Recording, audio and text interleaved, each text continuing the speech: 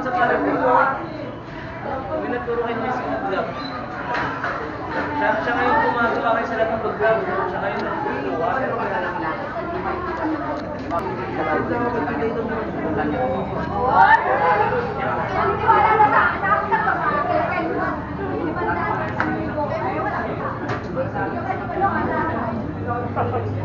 Wow.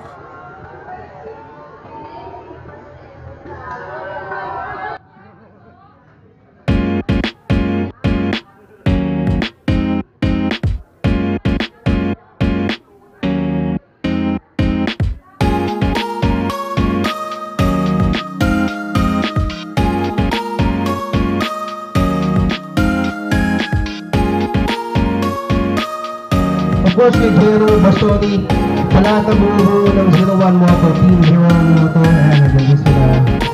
Ayun, Batman na dyan, so maraming, yes, hindi.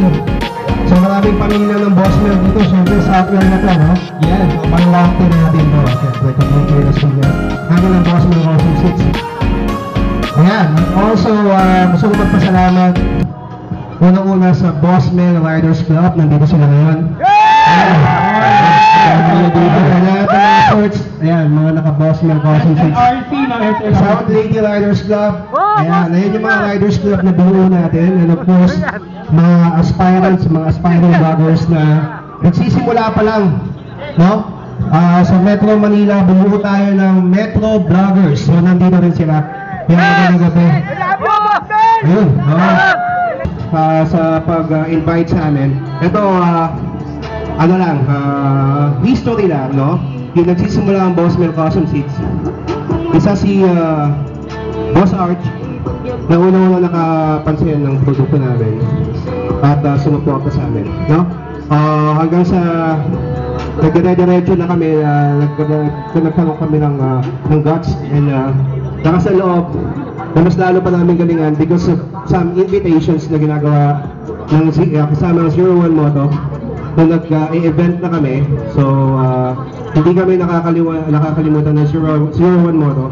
And of course, Jero, no? Jet Cindy, nagsimula din yan na pumasyal sa shop. Maraming salamat sa inyo. Anyway, congrats natin si Boss Mel kasi isa sa nag-uubos ng pera at oras para nabigyan ng time, nabigyan ng shine yung ibang aspiring content creator. Nagtatalo nga kami minsan. Sabi ko, ang ginagawa mo. Oo, tinawagan din ako ni Boss pala. Ano ginagawa mo? Tangin na mo, hindi ko kaya ginagawa mo eh. So ito yan. Para alam nyo lang, no? Bakit ba? Well, honestly, ito secret to, pero namin camera. May sweldo talaga ako sa Boss Mel Custom Seats, no? Meron akong salary. Ikaw, no? Mismong ikaw. Yeah, as an owner, I have my own salary. I have my payment na binabayad din na sa akin for